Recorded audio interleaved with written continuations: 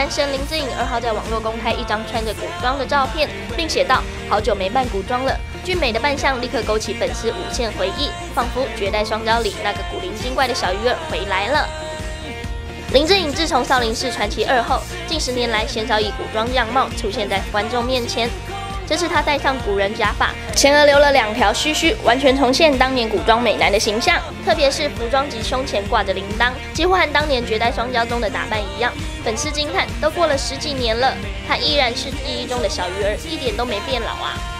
上个月底也是林志颖出道25周年，他特地以中英文写下感谢粉丝的话：“有你们的支持，很幸运的，我一直都在。”还说我们一起走过的已经不是青春，是彼此的人生。搭配9张不同时期的照片，回顾出道经历，相当感性。